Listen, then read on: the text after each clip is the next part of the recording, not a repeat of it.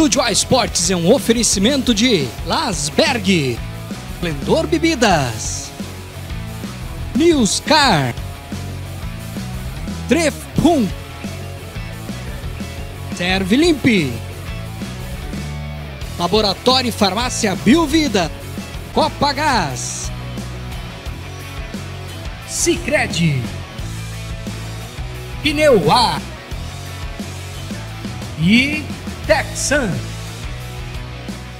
Alô, você ligadinho no canal da Estúdio A. Esta é mais uma edição da Estúdio A Esportes desta terça-feira, 5 de maio de 2020, através do Facebook e do YouTube. Agora é a hora que você deve compartilhar pelo Facebook para todos os teus amigos, familiares e para toda a galera do Brasil afora estar acompanhando o nosso programa feito especialmente para você, internauta, que nos acompanha e vem nos acompanhando desde o início do ano. E o programa de hoje é um programa um pouquinho diferente, um programa dedicado à entrevista. E o entrevistado da semana é Fernando Carvalho, ex-presidente do Internacional, que nos atendeu durante a semana via internet e nos concedeu uma bela entrevista que vai ser separada em 2 blocos. Então, agora no primeiro bloco e no segundo bloco, entrevista com o Fernando Carvalho, e o terceiro bloco estará comigo aqui, o Wilvar, para nós conversarmos um pouco, discutirmos um pouco dos assuntos que o Fernando Carvalho nos trouxe, tá bom, galera? Não esqueça de curtir, de compartilhar, não esqueça de se inscrever no nosso canal no YouTube. Você que tem uma TV Smart em casa e quiser assistir uma telona, vá para o YouTube, assista em Full HD, que a imagem é bem legal, especial para vocês, beleza, gente? Então vamos agora para o primeiro bloco da entrevista com o ex-presidente do Internacional, Fernando Carvalho, com oferecimento de Texan Energia Solar. Roda a entrevista! Muito bem, você ligado no canal da Estúdio A. O nosso convidado de hoje é o Dr. Fernando Carvalho, ex-presidente, ex-dirigente do Internacional, e já quero aqui agradecer ao Fernando por estar nos atendendo. Fernando Chagas Carvalho Neto, nascido em Porto Alegre em 1952. É isso, Fernando? Boa tarde. Boa tarde, Gustavo. Boa tarde aos teus ouvintes, telespectadores.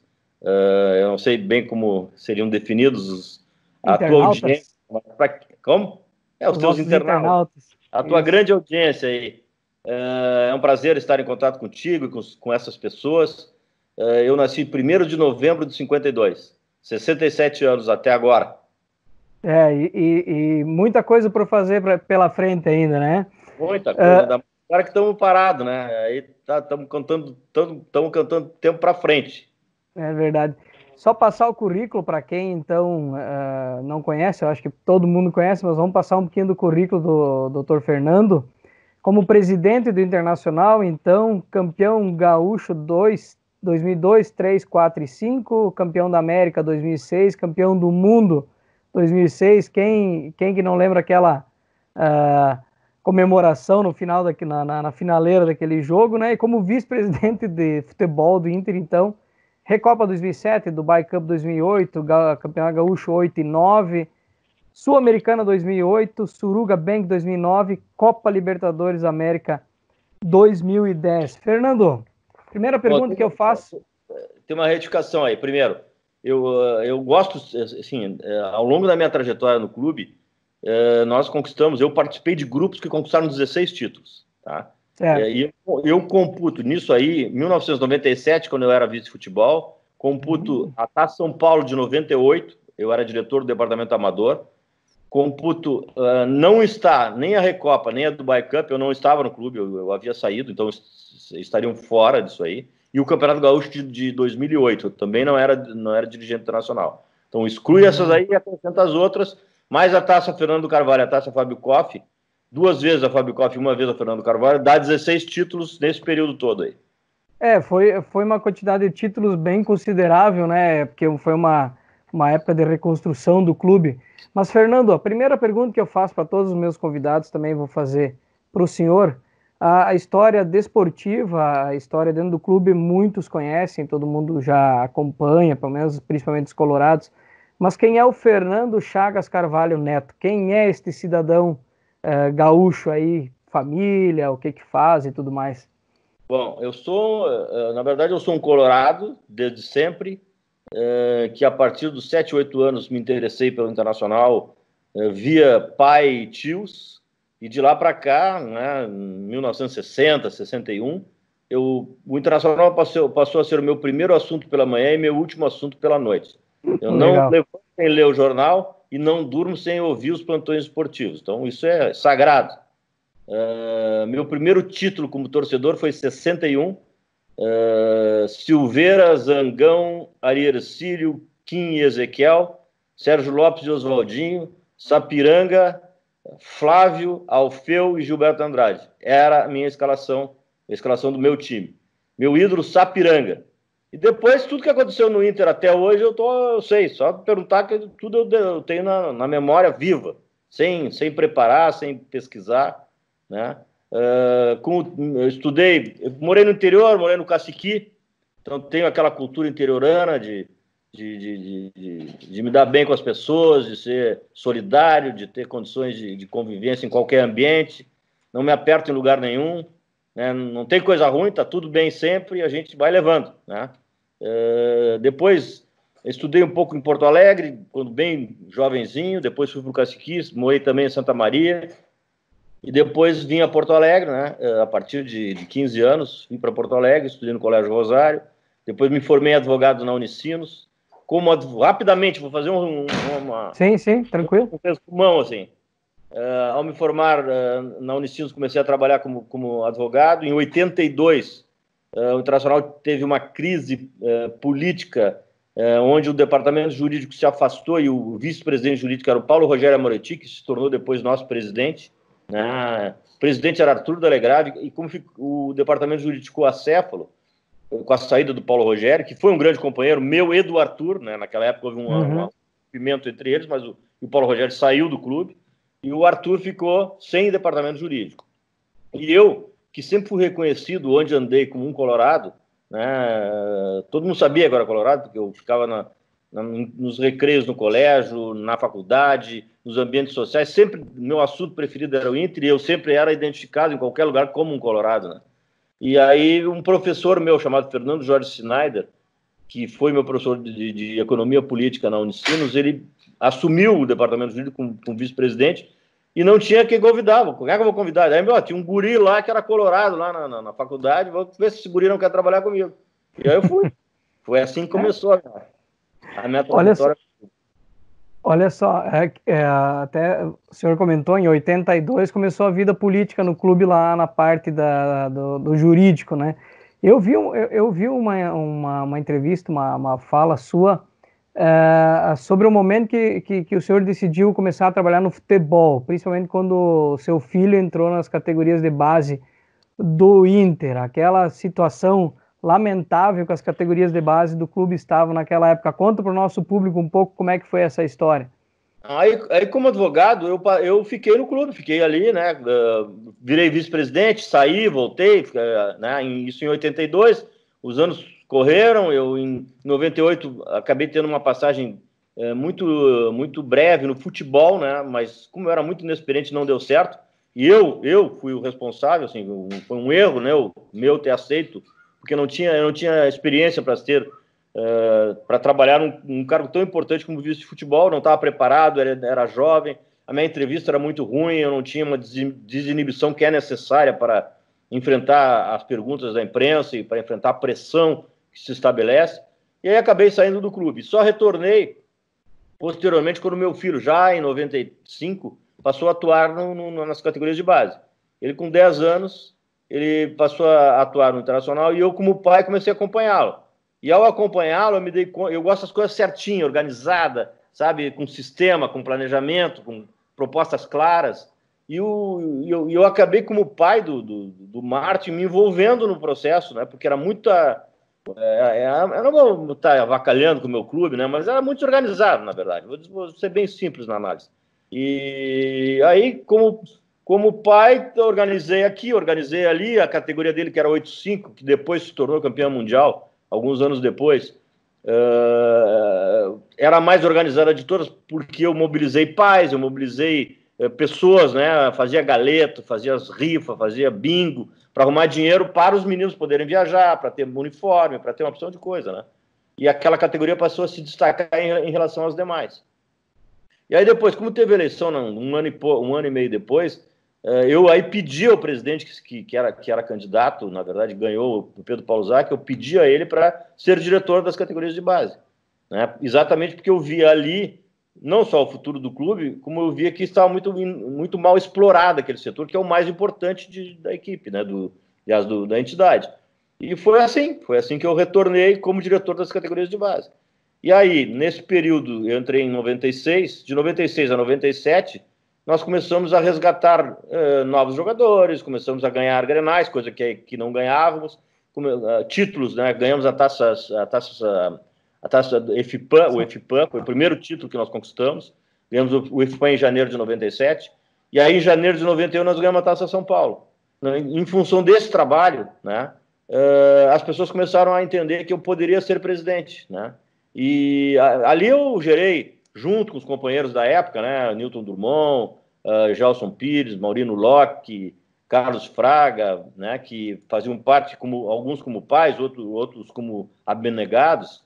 Nós conseguimos gerar várias receitas. Para te ter uma ideia, o Internacional na época, não sei se tem ainda hoje, nós tínhamos 3.000 alunos de recreação. Aquele menino que não vai virar jogador, que ele vai para lá só para aprender futebol, mas que ou é um gordinho, ou é um magrinho demais, ou não tem habilidade, ou não tem condições. Então, nós tínhamos 3.000 alunos. E eu arrumei uma maneira de ter uma receita em relação a isso.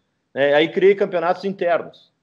Os campeonatos internos eu dividia por idade várias equipes, e vendia uma equipe para cada empresa. Então, nós tínhamos lá 100 equipes diferentes, com 100 empresas diferentes que colocavam o nome na equipe e na camiseta, e de cada equipe eu cobrava R$100 por mês. Então, aquilo ali gerou uma receita de 15, 20 mil reais por mês para o departamento. E assim foi, né? Nós começamos vendemos o direito de patrocínio master, que na época era a Plub, que patrocinava o Internacional. Ela não quis comprar o direito das categorias de base, vendemos para Tintas Renner, que era o patrocinador do nosso adversário. E que era do Grêmio. A antipatia no Rio Grande do Sul, e aí nos pagou lá um valor. Enfim, várias coisas a gente teve a iniciativa de montar, e a categoria de base passou a ter recursos próprios, né, para se gerir. Foi assim que a coisa começou. E depois, né, eu concorri à eleição do Inter em 99, perdi a eleição para o deputado Jarbas Lima, fiquei 2 anos trabalhando, e aí conseguimos vencer na próxima, que foi em 2001, final de 2001. O pessoal que está te ouvindo, veja o exemplo que pegar as diretorias dos clubes nossos aqui, os clubes amadores, como o pessoal tem que ir atrás, tem que correr para a coisa funcionar. Não vem do céu, não vem de graças, tem que se mobilizar, e é o que o pessoal faz aqui. E a gente vê num clube grande como Internacional, categorias de base, se não é alguém que está correndo atrás, está se mexendo, nós podíamos ter categoria de base naquela situação que estava por muitos e muitos anos e não ter formado vários atletas. Fernando, quando você assumiu o clube em 2002, como é que ele estava em número de sócios e arrecadação? E quando você saiu lá em 2010, mais ou menos, entre presidência e vice-presidência, como é que estava o clube, um comparativo de 2002, esses 8 anos? A dificuldade era muito grande, né, naquela época, era muito grande. A gestão que me antecedeu teve muita dificuldade, assim como a gestão anterior, né, mas eu tinha, no momento em que eu me predispus a ser candidato, com um grupo de pessoas, nós fizemos um planejamento estratégico, primeiro para ganhar a eleição. Nós chegamos à conclusão que para ganhar a eleição nós tínhamos que fazer 3.000 votos. Fizemos 3.100 e ganhamos a eleição com 2.000 votos de diferença, né? E também fizemos um planejamento para administrar o clube no primeiro biênio, né? Esses 3.000 votos, Fernando, eram já de sócios ou tinha alguma... Quais pessoas que podiam votar? Eram só sócios. Nós tínhamos 7.000 sócios na época. 7.000, tá. 7.000 sócios. E votaram 4.000, né? Trabalhamos e, bom... A nossa receita, no primeiro ano, a nossa receita do ano anterior havia sido 20 milhões. A nossa despesa era 30. Então, nós tínhamos um déficit de 10 milhões permanente, praticamente permanente. Então nós tínhamos que atacar isso aí. Nosso primeiro ano foi terrível, né? Porque o dinheiro da televisão ele era antecipado, não só pela gestão anterior, mas por todas as gestões, ele já vinha sendo pago antecipado. Então, 40% do dinheiro da televisão era antecipado. Recebia menos, e a grande receita era a televisão. Então, nós começamos a trabalhar, principalmente no quadro social. Nós temos que... Eu tinha uma meta, né, de chegar a 50 mil sócios. 50 mil, eu não, o grupo, né, o grupo diretivo. Então, quando nós saímos em 2010, e aí o presidente não era mais eu, era o Vitório Pífero, nós começamos um clube com 7 mil sócios e terminamos ele com 112 mil. Nós começamos com uma arrecadação de 20 milhões, em 2010 arrecadamos 200 milhões. Nós tínhamos 70 consulados e passamos a ter 700 consulados. Nós tínhamos 38% da torcida, né, da torcida gaúcha. E quando assumimos e quando entregamos, passamos a ter 51% a 52% da torcida, né? Superamos o nosso adversário. Várias ações foram despendidas em relação a isso.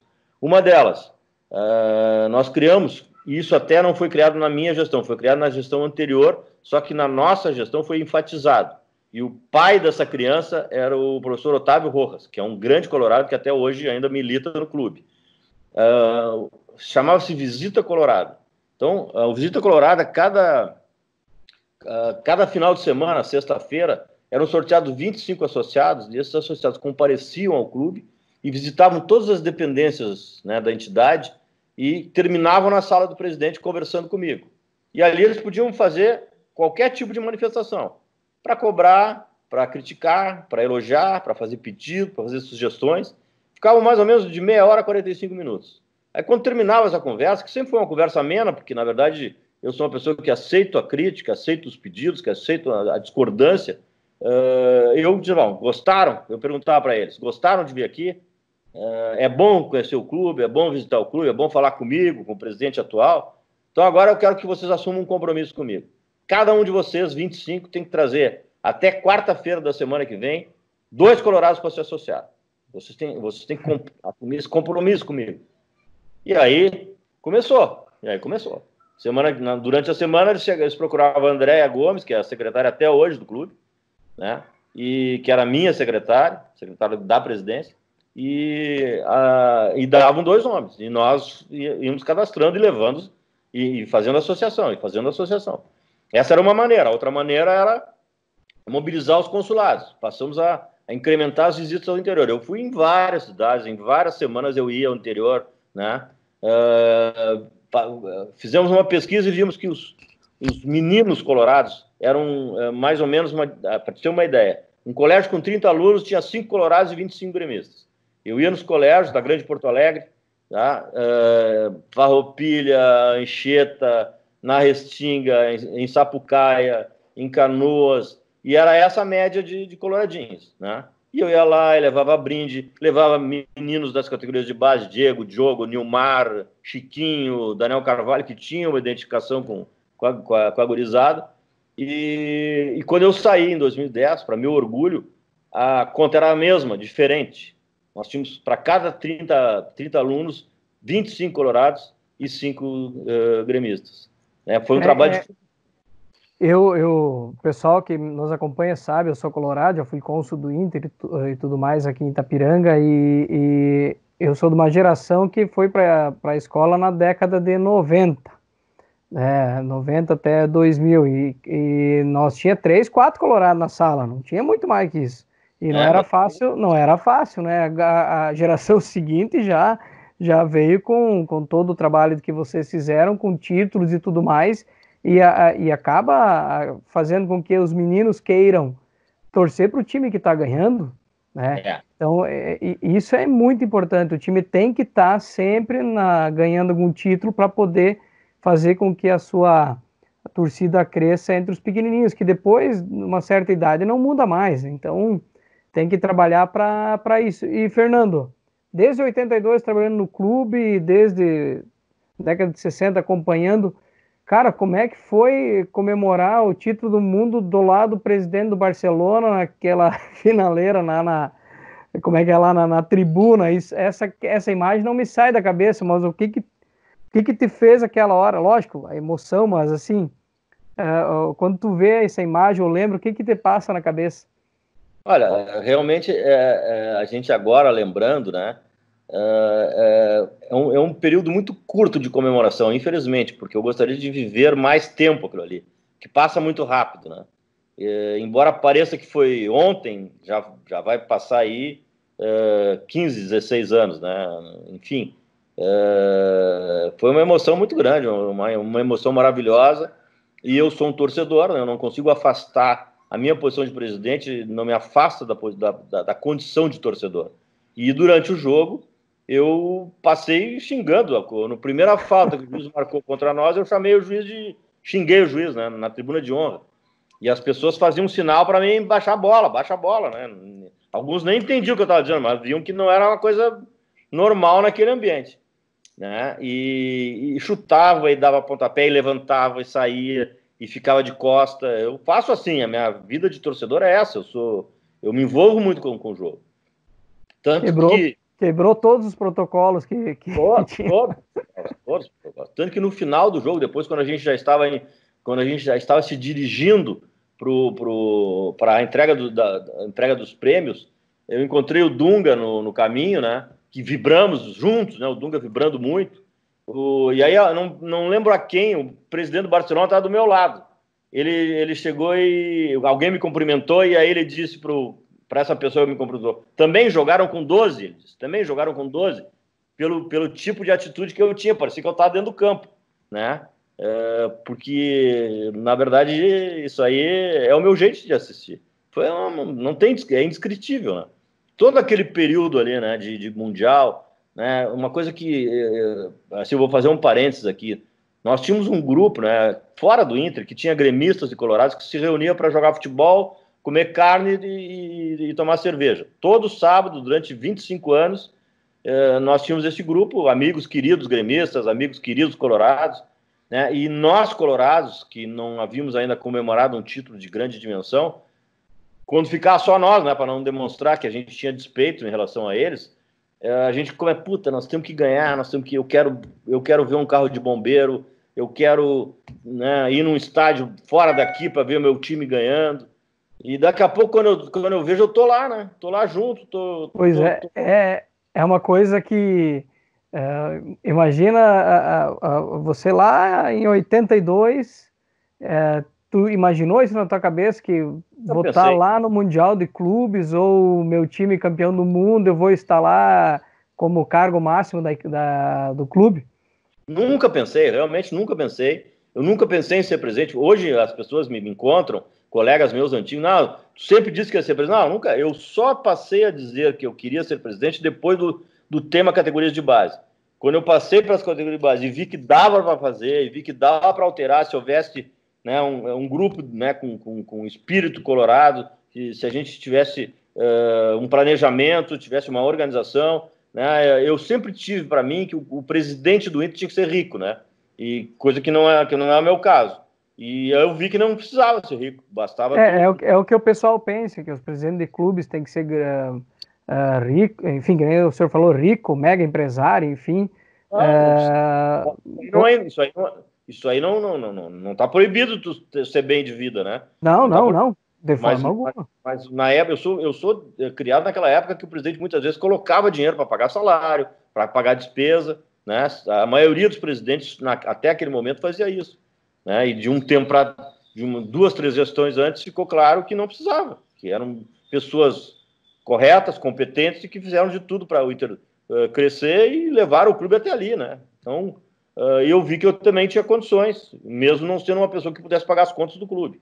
E a partir dali, da minha passagem pelas categorias de base, é que eu me dei conta que eu podia ser candidato, e aí me tornei candidato, perdi a primeira vez, e depois, com a ajuda de todo aquele pessoal que fazia parte do Inter Grande, nós conseguimos vencer.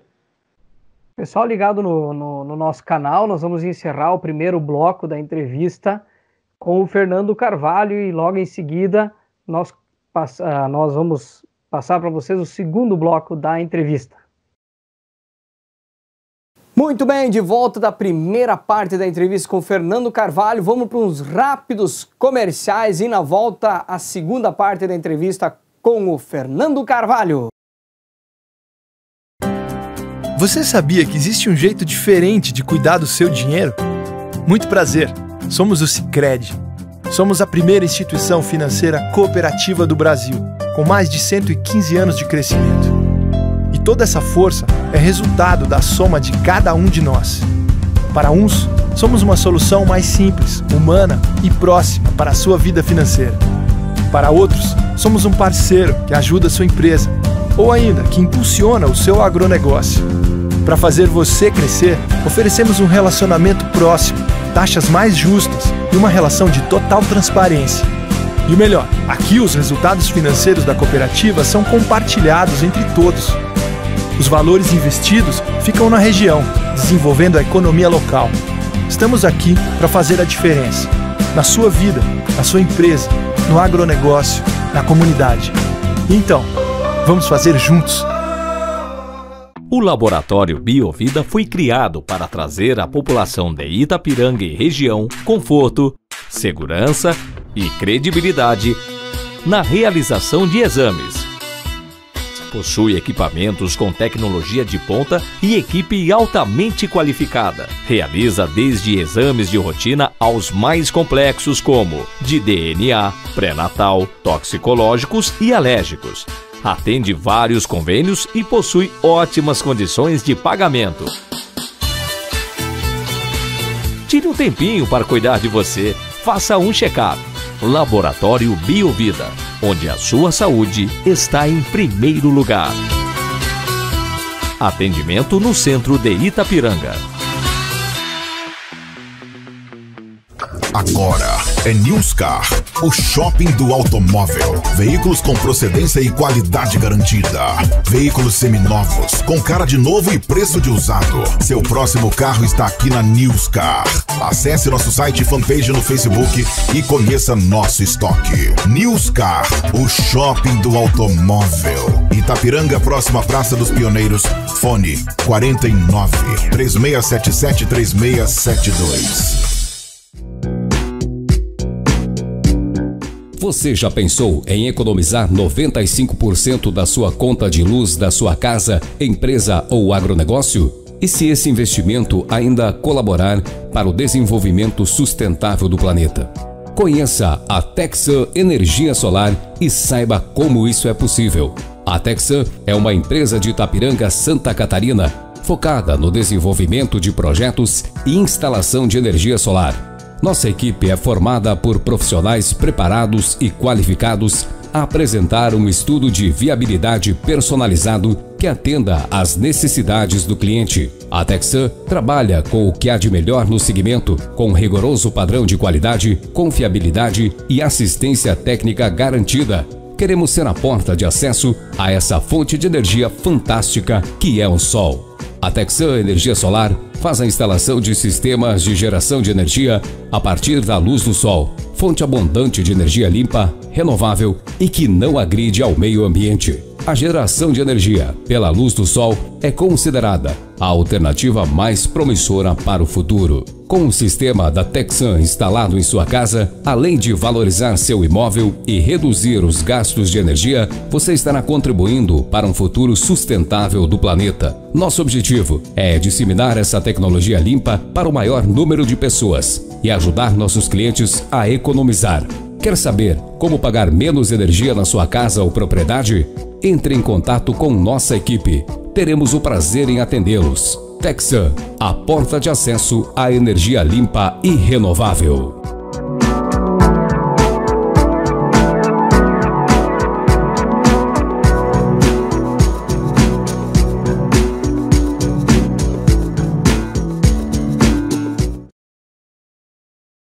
Muito bem, meus amigos, de volta para o estúdio, agora para a segunda parte da entrevista com o ex-presidente do Internacional, Fernando Carvalho, com oferecimento de Newscar, o shopping do automóvel. Roda!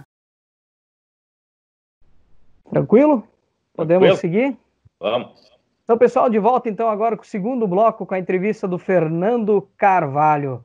Fernando, eu como torcedor, como observador, eu gostaria de entender uma questão principalmente no balanço dos clubes. Eu vejo seguidamente clubes apresentando todos os anos balanços com déficit.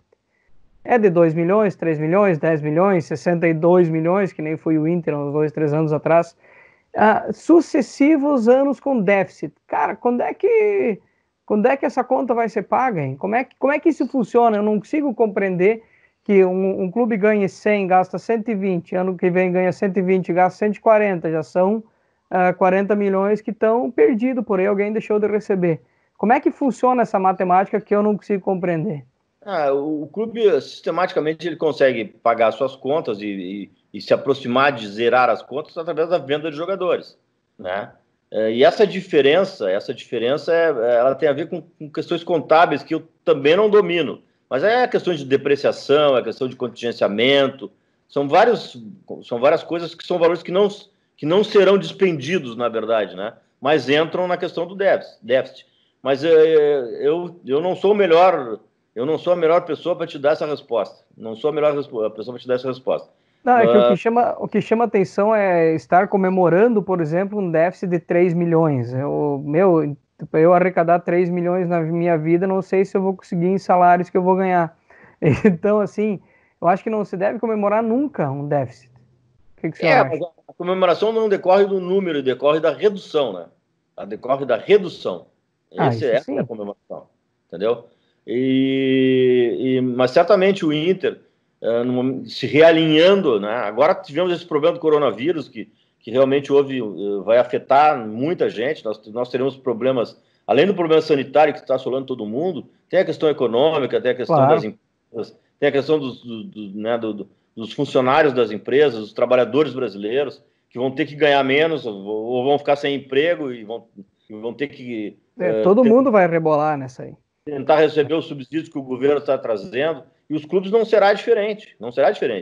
Agora, momentos como esse, né, muitas vezes geram oportunidades. Nós temos que ter a criatividade para gerar oportunidades no momento de crise. Tem algumas coisas que podem ser feitas, os clubes podem fazer, exatamente para sair enfrentar essa crise e superar os problemas que ela está ensejando. Doutor, e também uma outra questão que sempre me gera curiosidade. Quando você contrata um atleta, sempre tem que passar por empresários? E como é que é essa relação? Já teve algum empresário que fez com que algum jogador que o senhor tivesse acertado não viesse para o Inter por causa do empresário? E se teve, qual foi esse jogador? Já teve. Hoje em dia, o mercado do futebol, ele impõe...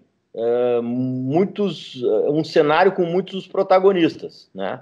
Hoje um jogador, ele tem empresário, ele tem assessor de imprensa, né? Ele tem uma entourage, né, por trás, que todos eles têm que ter uma participação, né? Infelizmente. Cabe ao dirigente primeiro se relacionar bem com esses empresários para que eles tenham condições, né, de optar. Muitas vezes quem opta pelo clube é o empresário, né? Não é só comprar o atleta ou acertar com o clube a quem ele pertence, é também acertar com o empresário. E aí tu tem comissionamento, às vezes participação do empresário via jogador numa futura venda do atleta, então tem que compatibilizar os interesses. Por isso que uma operação hoje é muito demorada, muito custosa, e às vezes ela retrocede, porque muitos interesses envolvem uma operação. E o bom dirigente é aquele que transita bem nesse ambiente, né? E tem que amarrar muitas pontas, né? Muitas pontas. Agora não tanto, mas antigamente, até 3, 4 anos, o jogador podia ser fatiado, então ele tinha fatias que pertenciam a investidores, então também eram pessoas que se envolviam na operação, concordavam ou não, né? Isso aí fazia com que a operação demorasse mais ou até nem saísse, e também que ela viesse à tona. No meu tempo, lá quando eu comecei, existia uma expressão chamada economia interna, ou intimidade do clube. A economia interna era do Grêmio, a nossa era a intimidade do clube, nós dizíamos que era a intimidade do clube. Por que não se falava? Porque no momento que tu aventa a possibilidade de contratar um jogador, outros clubes também ficam sabendo, e outros clubes também atravessam, ou podem atravessar o negócio. E o próprio empresário do jogador, às vezes, comigo aconteceu várias vezes, o Grêmio quer. E aí, então tu leva pro Grêmio, tá resolvido. Não precisamos nem negociar mais. Então era uma maneira que eles tinham, né, de até valorizar o seu produto, que no caso é o jogador. E o vazamento de informações para a imprensa também faz parte do jogo.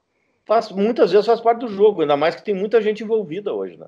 O jogador tem um assessor de imprensa, todo jogador tem um assessor de imprensa. Então, ele avisa, tô indo pro Inter. Esse assessor de imprensa tem na imprensa, em geral, ele tem as suas ligações, seus amigos, e ele escorrega para esses amigos terem o furo, terem a notícia. Aquela história, vou te contar um negócio, mas não fala para ninguém, por enquanto.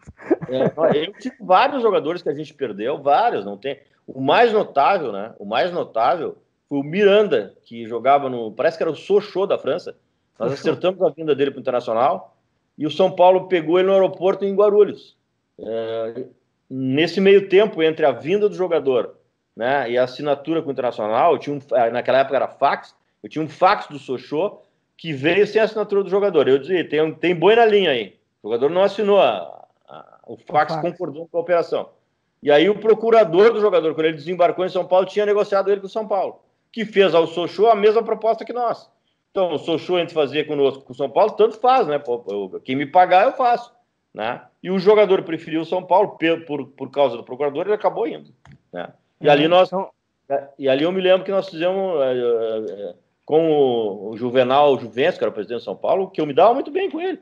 Mas eu disse, Juvenal, tá bem, tudo bem, eu não vou reclamar, mas alguma coisa vai ter volta. Um dia volta. Isso aí vai e vem, né? Aí nós pegamos o Oscar no São Paulo. Eu ia dizer, conseguiu dar a volta, foi no Oscar, né? Fernando, eu mandei ontem à noite, assim que a gente agendou essa entrevista, eu mandei para alguns amigos colorados assim, ó. Se você pudesse fazer uma pergunta para o Fernando Carvalho, qual seria a pergunta? Então, vários me responderam e eu selecionei 3. Tem uma outra espinhosa no meio também, mas faz parte, né? Então, o Marcos Davre hoje é o cônsul do Internacional aqui em Itapiranga. A queda para a segunda divisão, culpa da diretoria ou dos atletas? É integral a pergunta como ele fez. E eu vou acrescentar, nem o Fernando Carvalho conseguiu ajudar a resolver naquele ano.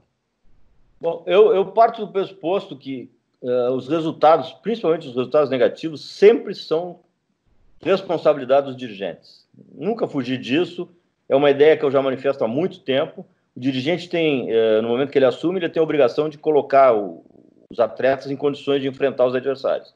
E se ocorre o que ocorreu naquele ano, a responsabilidade é dos dirigentes, não tenho dúvida nenhuma. Nós não colocamos faixa no peito, nem levantamos taça.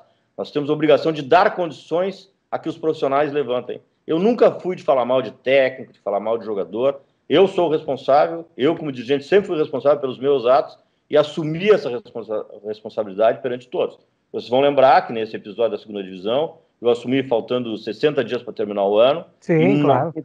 Na minha última entrevista, eu assumi a responsabilidade, não falei mal de ninguém, não responsabilizei ninguém. Eu sabia o que eu estava enfrentando, eu sabia que a dificuldade era grande, eu sabia que era muito difícil reverter uma situação negativa, porque o clube grande e enorme do tamanho internacional, quando ele entra na lomba para segurar o caminhão sem freio na lomba, é muito difícil.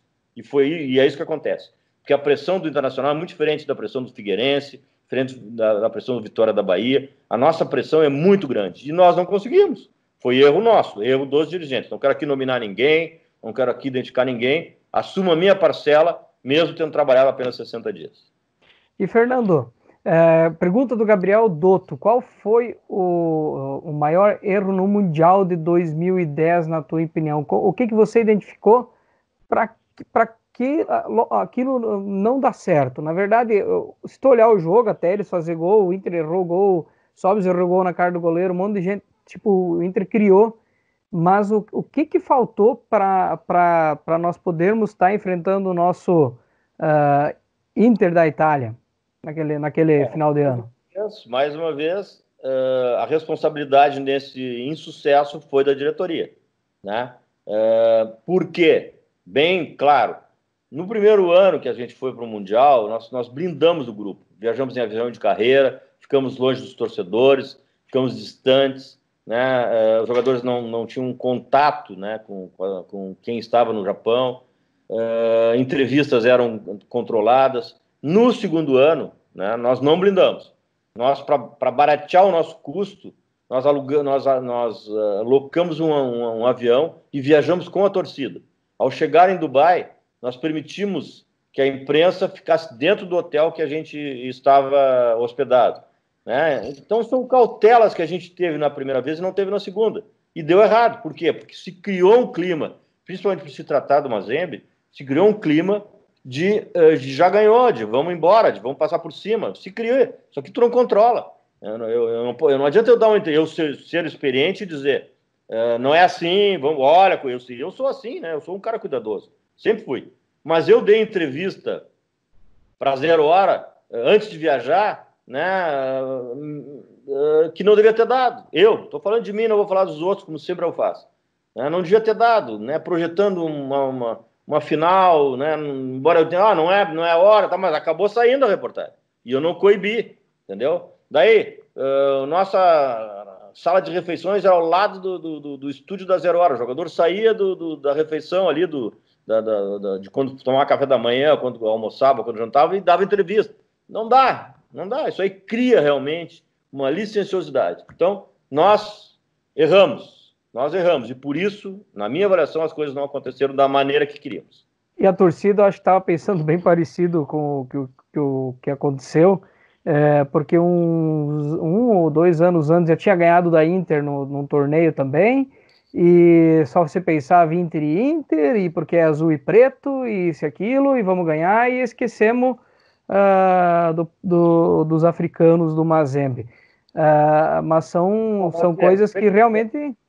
Eu não tenho nenhum problema de falar esses assuntos. Já viu que eu não tenho problema. Eu sou muito claro, sou muito realista, enfrento qualquer pergunta, não tem problema. Fernando, pergunta do Paulinho Giacomini. Primeiro pedir qual é a tua relação com o Sonda. Muito boa, excelente. Muito boa. O Sonda foi no clube através de contato meu, né? Então a pergunta que ele faz é a seguinte. Quem me apresentou o Sonda foi o Milton Neves. Milton Neves da Bandeirantes.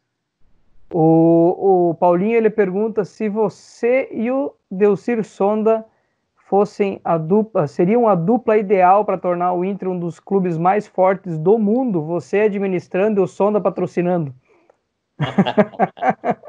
Que ele já falou que quando ele fosse presidente... Tem que responder ele, né? Só que eu não tenho mais saúde nem idade para dirigir um clube do tamanho do Internacional. Infelizmente, quero ajudar quando for possível, mas não dá mais. Hoje em dia, com as redes sociais, a gente não dorme mais, né? Verdade. Um cargo desse. Eu prefiro ficar torcendo e ajudando meus amigos lá, dirigentes colorados, quando for chamado. Daí, falando do Sonda, por que a parte, por exemplo, agora que ele não pode mais ter parte de jogadores e tal, vamos dizer assim, oficialmente, ele nunca pensou em estampar a marca dele nas camisas do Inter e entrar com patrocínios anuais? Ou a política dele sempre foi auxiliar num negócio para estar ganhando ali adiante? Lógico, nos últimos anos ele não está ganhando, ele está abrindo mão dos valores dele, mas essa questão dele talvez estar patrocinando oficialmente a equipe, como a Crefisa faz lá no Palmeiras, a mulher lá, aquela doida, larga dinheiro a rodo para o Palmeiras. Será que também não é possível um negócio desse tipo? Primeiro, o Delcir, ele tem sócios, né? E esse valor que ele alcançou já para o Inter, ele ajudou no meu tempo, depois em outras gestões, grande parte, mais de 80% é de recurso pessoal dele, né? Então, a empresa dele é uma empresa sediada em São Paulo e não tem... Sim. Ela não tem visibilidade no Rio Grande do Sul. Então, para te investir um valor alto, como seria um patrocínio que o Banrisul paga, que deve ser em torno de 15 a 20 milhões por ano, o Sonda não tem economicamente por que fazer isso, porque o comprador dele é corintiano, é palmeirense. Verdade. É de São Paulo, então ele não vai ter retorno com isso. Só se ele quiser dar dinheiro para o Inter, ele pode fazer. Mas como publicidade para ter retorno econômico não é viável para ele. Certo. Fernando, hoje em dia o senhor está tocando algum projeto esportivo aqui no Paraná? Como é que isso funciona? E tu já falou antes, mas não pretende mais trabalhar ou tentar uma eleição de presidência do Internacional mais daqui para frente? Não. Bom, primeiro, vou dizer o que eu estou fazendo.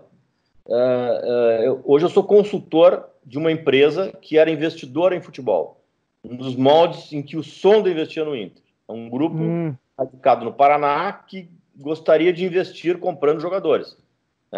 Quando se podia investir diretamente, jogadores que a empresa comprou o Dedé, do Vasco da Gama, Henrique Dourado, Leandro Pereira, William Matheus, vários jogadores que tiveram sucesso, que tiveram uma boa rentabilidade para a empresa. A partir do momento em que essa empresa parou de investir, porque foi obstaculizada pela legislação da FIFA, a forma que ela encontrou é participar do futebol diretamente em um clube.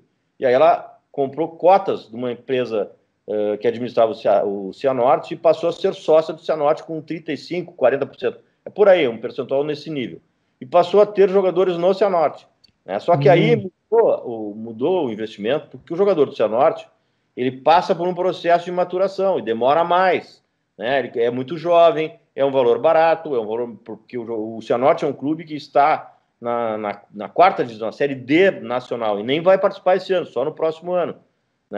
Então é um trabalho mais demorado. Nós estamos consolidando o Cianorte para fazer com que o jogador, que o Cianorte seja um celeiro de jogadores, até chegar na segunda divisão. A ideia é que ele chegue a disputar a segunda divisão, a Série B nacional. Essa é a ideia. Certo. O trabalho é difícil, o trabalho é árduo, porque o Cianorte não tem calendário, ele termina o Paranaense e aí termina a sua temporada em maio, esse ano com todos os percalços que tem.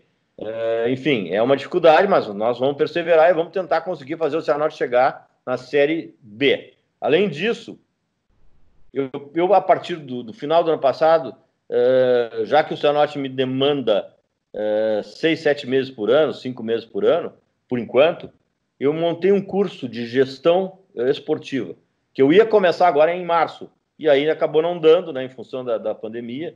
Então, a partir de julho, espero eu, e esse curso acabou despertando o interesse da CBF, e eu vou fazer acabei sendo contratado pela CBF, então serei professor nos cursos da CBF, além de ser mentor desses cursos, conversando com os alunos, orientando, dando ideias de como proceder na carreira esportiva. Enfim, então o meu trabalho hoje é no futebol, sendo consultor do Cianorte e trabalhando também como um formador de dirigentes para o futuro. Certo. E, Fernando, eu sei que eu já vi em DVDs Internacional que quando tu contratou o Abel, achava ele um pouco ofensivista, mas tá aí, foi campeão. O que tu me fala do Kudê, então? Do estilo do jogo do Internacional esse ano? Eu penso que é um pouco mais para frente, mais priorizando o ataque. Tu acha que esse time aí vai nos dar alegria se o futebol voltar esse ano? Eu penso, em relação à estratégia, eu penso o seguinte: um time que faz muito gol ganha jogos, um time que não toma gol ganha taça.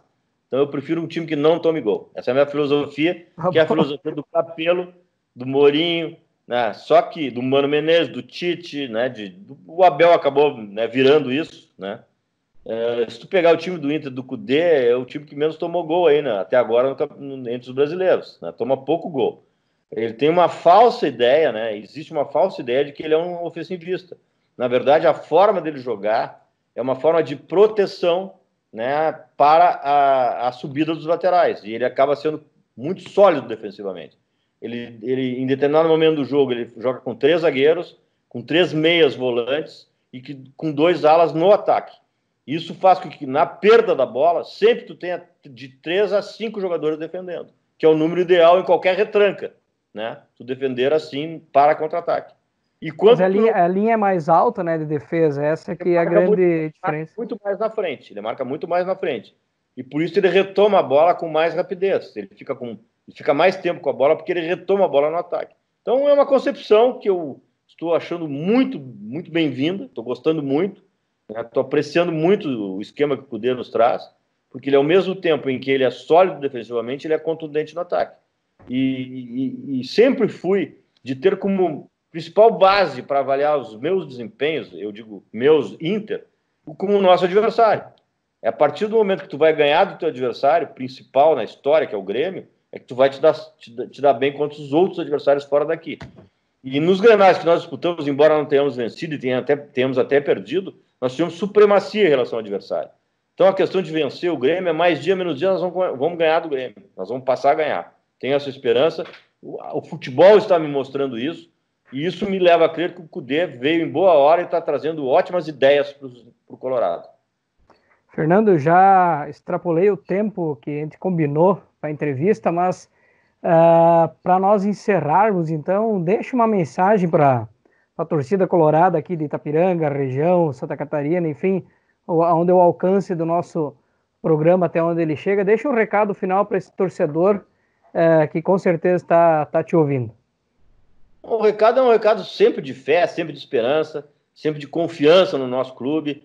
Estamos passando aí por uma dificuldade que é a dificuldade de todos os brasileiros, e o mundo inteiro passa por isso, né? Nós mais ainda, né? Porque estamos remontando o nosso grupo, o nosso clube está retomando o seu crescimento, né? E eu tenho certeza, confio no trabalho do presidente atual, Marcelo Medeiros, do seu vice-presidente Alexandre Salles Barcelos, os demais integrantes da diretoria, João Patrício, Alessandro, todos os outros, né? E eu espero que já esse ano nós tenhamos aí um resultado positivo nas nossas disputas e um crescimento do clube como entidade, né, nessas matérias que foram abordadas ao longo da entrevista, a questão financeira, a questão de déficit, a questão de reenquadramento, né, de salários, reenquadramento de receitas, né, que é um problema para todos os clubes, e eu tenho certeza que nós vamos conseguir, né, dessa grande crise, tirar uma grande oportunidade. Beleza, galera ligado no canal da Estúdio A, este foi Fernando Carvalho, ex-presidente do Internacional. Beleza? Muito bem, galerinha, essa foi a segunda parte da entrevista com o Fernando Carvalho. Logo após os comerciais estará comigo aqui o Wilvar para aquele bate-papo da semana, aquele bate-bola legal. Então, logo após os comerciais, eu e o Wilvar estaremos aqui conversando com vocês.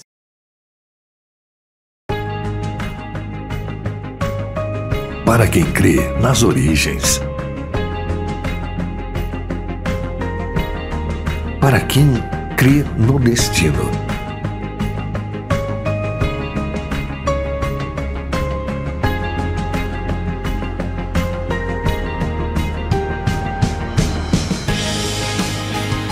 Para quem crê nos detalhes.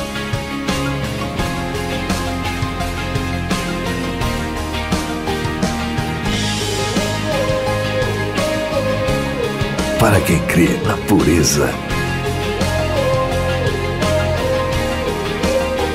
Para quem crê.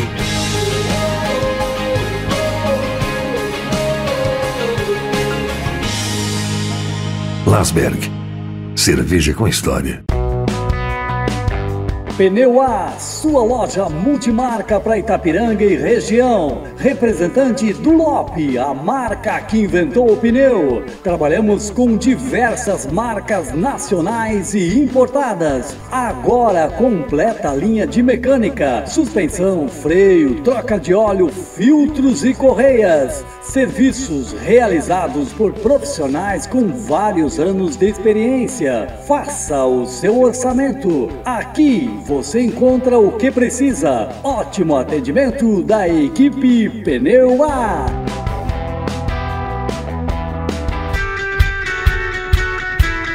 Empresa especializada em limpezas residenciais e públicas. Pintamos sua casa, seu prédio com profissionais qualificados. Serviços de jardinagens residenciais e públicas. Servelimp, empresa localizada na Avenida Uruguai, número 912. Vamos fechar negócio? Entre em contato pelo telefone 3194 1633 ou venha nos visitar. Muito bem, então, de volta agora com o nosso bate-papo da semana. O Wilvar já está aqui comigo para a gente conversar sobre os assuntos da semana e principalmente sobre a entrevista que fizemos com o Fernando Carvalho. Vamos primeiro agradecer aos nossos patrocinadores: Newscar, o shopping do automóvel, Texan Energia Solar, Pneu Aço, oficina multimarcas para Itapiranga e região, Sicredi, gente que coopera, cresce. Copagás do Pedrinho, Pedrinhos Gás, Laboratório e Farmácia Biovida, Saúde e Bem-Estar. Lasberg, cerveja com história, serve limpe, prestadora de serviços para sua casa e sua empresa, e serve e Trefpunk, seu ponto de encontro com os amigos. Também agradecimento especial a Tipo Calçados pelo empréstimo aí das bolas e do material esportivo aí que faz a decoração do nosso cenário. E o VAR, essa semana um programa diferente, né? Não trouxe matérias, mas trouxe uma entrevista muito especial, uma entrevista com um cara muito importante no cenário do futebol brasileiro, para muitos colorados, o maior presidente da história do Internacional, Fernando Carvalho. Boa noite, VAR. Boa noite, Gustavo. Boa noite a vocês aí, internautas que nos acompanham através do canal da Estúdio A, no programa Estúdio A Esportes. Fernando Carvalho, muito esperada essa entrevista, a gente estava na expectativa, eu acredito que o pessoal gostou muito já do bate-papo aí que o Gustavo teve com o Fernando Carvalho, e a gente vai trocar aqui algumas informações referente ao que eles debateram aí nessa entrevista. Eu também falar para vocês que fiquei muito feliz de estar podendo entrevistar o Fernando Carvalho, que em 2009, num evento em Chapecó, eu pude conhecê-lo pessoalmente, né? Então, quem viu aí a propaganda para chamado programa... Tava bem à vontade com ele lá na foto, mas bochechinha vermelha, né, e tal. Mas colorado, assim, né, bochechinha vermelha, colorado. E é uma satisfação poder estar entrevistando pessoas assim importantes. Já vem ao longo do programa, últimas semanas, né, ex-jogadores e dirigentes, ex-dirigentes. Estou sempre tentando buscar. E essa semana, então, entrevista com o Fernando Carvalho, que começou no clube em 82, no departamento jurídico, depois foi para a categoria de base, até chegar à presidência do clube e conquistar todos esses títulos. E o VAR, algum apanhado geral assim do que mais te chamou a atenção nessa entrevista com o Fernando Carvalho? Olha, o que me chamou bastante a atenção é que ele não tem medo de confrontar perguntas aí de entrevista, nas entrevistas. Ele manda ver e ele tem resposta para tudo. É um senhor presidente, né? Um cara, um torcedor colorado em primeira, né? Ele não esconde isso, ele até mistura bastante essa questão, né? Quando ele foi presidente, essa questão da emoção de ser torcedor colorado. Um presidente, né, uma pessoa que fez uma diferença lá a partir da categoria de base, colocando, inovando aí muitas ideias que depois a gente vai trocar um pouquinho aqui a informação, que fizeram a diferença para o Internacional no futuro. É legal que algumas atitudes que ele teve lá no início como pai de um atleta na categoria de base pode se trazer para o futebol nosso aqui da região, né, o futebol amador aqui da região, que é a união dos pais, a união das pessoas em busca de patrocínios, em busca de condições de trabalho para as categorias de base. Ele não mencionou, mas já li umas entrevistas dele que os guris da categoria de base jogavam 3 categorias com as mesmas camisas. Um jogava, tirava, o outro usava, e o outro usava. Um usava meia branca, outro usava meia cinza, um usava calção branco, outro vermelho. Era uma bagunça. E através do trabalho dele com os pais, né, conseguiram dar um up na categoria de base. Um tema, e o VAR legal, assim, que foi perguntado para ele, e pode falar no âmbito geral, é a questão de como um clube precisa lidar com empresários, com assessor de imprensa, o que tudo está envolvido na negociação de um atleta. São muitas coisas, mas eu queria voltar, vamos falar sobre isso aí também, a questão dos empresários, mas sobre a categoria de base e os pais. Temos aqui em Itapiranga o Cometa, que tem uma espetacular base, né? Ela já é comparada aí com times profissionais como a Chapecoense, é uma referência na região. E a gente vê lá no Cometa, quando a gente vai assistir os jogos, enfim, o envolvimento dos pais, né? Como faz a diferença trazer, e quanto mais tiver presidentes a fim de organizar essa vontade, esse ímpeto aí que os pais têm de levar os filhos para tentar jogar, como o Fernando Carvalho falou ali, muitos não viram jogadores, né? Os gordinhos, eles ficam gordinhos, enfim, mas participam, fazem a parte deles. Quando maiores, aí começa a história com os empresários. E aí que a gente quer falar que realmente é um mercado bastante diferente, né, Gustavo? O meio, né, ele se dificulta, de certa forma. Tínhamos um processo que anteriormente até os jogadores se diziam, eles eram fatiados em vários empresários. Hoje eu acredito que não se pode mais. É que os investidores eles podiam ter parte dos jogadores. Isso. Essa prática hoje é proibida pela FIFA, né? Então, além do Wilvar ser o empresário que negocia pelo atleta, o Gustavo tinha parte do passe, o fulano tinha outra parte. Então, imagina um presidente tendo que negociar com o atleta e depois negociar com o Gustavo, negociar com o fulano, cada um quer a sua parte. Mas veja como são raros os casos dos atletas que administram a própria carreira eles mesmos. Por quê?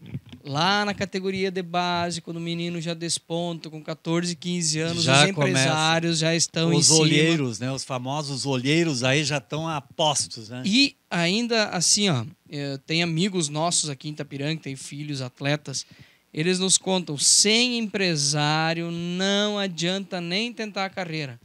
Tem alguns bloqueios, né, Gustavo, no caminho. Como a coisa já é amarrada desde jovenzinho, quer dizer... Muitas vezes você não vai entrar nos clubes porque não tem empresário tal e muitas vezes os empresários fazem algum favor para os clubes ou para os presidentes que acabam com que eles dominem até quem está indo para o clube ou quem o clube pretende contratar. Então, olha como é a situação, né? Isso aí a gente cresceu ouvindo isso daí. Mas vamos ressaltar o belo trabalho do Fernando aqui, Fernando Carvalho. Ele comentava, né, e vale a pena a gente citar de novo aqui, quando ele entrou, fizeram um trabalho onde tinha 7 mil torcedores do Internacional e depois... 7 mil sócios, né? Desculpa, 7 mil sócios e passou para mais de 100 mil. Um trabalho bem legal e com os consulados também. Na época eu me lembro que eu estava em Venâncio Aires, tínhamos a Havaí Inter lá e a gente sentiu esse movimento colorado, tinha ônibus do Inter, tinha sempre vários jogadores que acompanhavam esse ônibus e tinha eventos nas cidades. Como isso ajudou o Internacional como clube, né? na gestão deles ali também. Eu vou contar uma historinha para vocês aí. Teve em 2008, o ano que nós tivemos ideia de fazer uma associação dos colorados, a mulher colorada, a criança colorada. Montamos eu e o Valdemir Land, que é vice-cônsul hoje do Inter, montamos todo um projeto bonitinho, encadernamos, fizemos um capricho, né, bem montado, com toda a ideia, e fomos a Porto Alegre. Um golzinho dele, foi ele, a esposa dele, eu e minha esposa. Queremos falar com o pessoal aí que cuida das torcidas do Inter, da questão dos consulados e tal. Parte do marketing, né? E aí naquela data eu conheci o Lilico. Lilico, que é o nosso parceiro aí de anos, muito amigo, também está nos ajudando aí em algumas entrevistas e tal. Agora falei quem é o cara, né? Falou teu contato agora. Né? Mas entregamos para ele o projeto Associação Itapiranguense, Associação dos Colorados Itapiranga na mão dele, assim, um projeto, coisa mais linda. Ele olhou assim, ele nem folhou, ele olhou e jogou de volta para nós. Não quero saber da associação, quero saber de consulado. Mas eu e o Lande, nós caímos para trás assim com uma decepção por todo o trabalho que a gente fez e saímos de lá com a pulga atrás da orelha. Fomos assistir Inter e Goiás, tinha que comprar uns gorrinhos frio pacas naquela noite. Mas desde lá, então, já tinha essa política. Não quero saber da associação, eu quero o consulado. Por quê? A associação não gera renda para o clube. Consulado, sim. Então, é um trabalho que vinha sendo feito na gestão aí do Fernando Carvalho. De 70 virou 700 consulados. Então, é um baita trabalho. Foi fundado, então, naquele ano o consulado aqui de Itapiranga. Foi um trabalho muito bem feito. E agora também as finanças do clube. Tu vê, Ilvar, todo ano o pessoal com déficit e tudo mais. Então, como isso é corriqueiro no futebol brasileiro, né? E isso nunca cessa. A maioria absoluta dos clubes sempre com déficit. Déficit. E me parece que até comemoram quando o déficit diminui, né? Mas não é um pouquinho engraçado. Até tu comentou ali na entrevista como comemorar um déficit fica meio esquisito. Mas eles comemoram a baixa do déficit. Mas essa história ela começa lá na categoria de base, com os pais levando, como é importante. Dali saltam jogadores e dali, na categoria de base, jogadores baratos que vão subindo de categoria e eles vão para lá em cima no clube, onde eles podem vender eles. Viram muitas vezes cheque em branco, né? Cheque em branco. E ali que diminui o déficit, enfim, né? Porque os superávites são raros. São raros, né?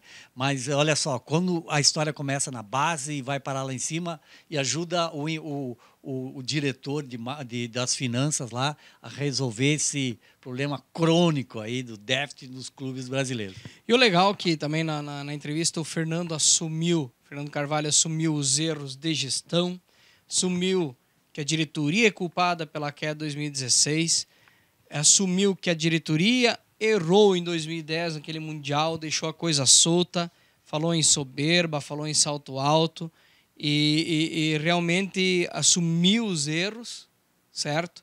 Também comentou sobre a vitória lá em Barcelona, a comemoração, a quebra dos protocolos. A emoção do esportista dele, né? E também uma mensagem bem interessante, não quer mais ser presidente do Internacional. Realmente, ele disse não ter saúde para isso. Gaza, nessa época aí de internet, né, fica fácil meter uma pressão. E o Clube Internacional é um clube grande aí com mais de 120 mil sócios. Então, realmente, eu acho que ele vai ficar só na consultoria, né? Você vê, pessoal que acompanha aí, trabalha com redes sociais, como é fácil digitar e fazer uma crítica forte contra alguém. Imagina um presidente de um clube que participa ativamente das redes sociais. Ele mencionou, com a idade que estou, saúde que estou e com as redes sociais, não tenho mais condição de ser presidente do Internacional. Vai continuar dando consultoria forte lá, né? E outros consultorias em geral que ele dá para... Curso de gestão esportiva. Isso, curso de gestão. Que realmente precisa, um cara do gabarito dele tem muito a dizer, tem muito a ensinar, né, Gustavo? São presidentes históricos que transformaram, no caso ele transformou o clube para melhor e muita gente quer ouvir o que ele tem a dizer. Então foi uma entrevista legal, foi uma entrevista bacana, decidimos passar ela os 2 blocos hoje para ficar dentro do contexto, as outras entrevistas maiores a gente tinha dividido em 2 dias, mas essa a gente manteve num bloco. E na semana que vem, a gente já tem uma entrevista agendada. Vamos buscar também uma matériazinha diferente aí que nós estamos vendo se vai dar certo. Inclusive, é uma novidade que está vindo para Itapiranga e a gente vai apresentá-la através do Estúdio A Esportes. Se o tempo colaborar, novidades na semana que vem no Estúdio A Esportes, além de uma entrevista também com uma pessoa conhecida, pessoa de renome aí. E além do nosso bate-papo, né, Ilvar?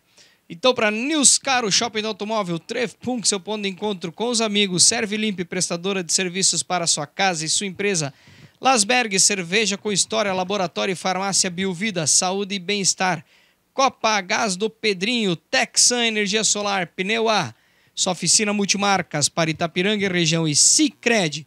Gente que coopera, cresce. Esta foi mais uma edição da Estúdio A Esportes. Lembre de compartilhar, de curtir, de se inscrever no canal lá no YouTube, também de marcar as notificações. E semana que vem, terça-noite, 19h30, estaremos de volta aqui na apresentação, no nosso bate-papo, com matérias e entrevistas para você. Fique ligadinho, até a próxima. Tchau! Tchau, tchau. Fique com Deus. Estúdio A Esportes é um oferecimento de Lasberg, Splendor Bebidas, Newscar, Trefpunk, Serve Limpe, Laboratório e Farmácia Biovida, Copa Gás, Sicredi Pneu A e Texan.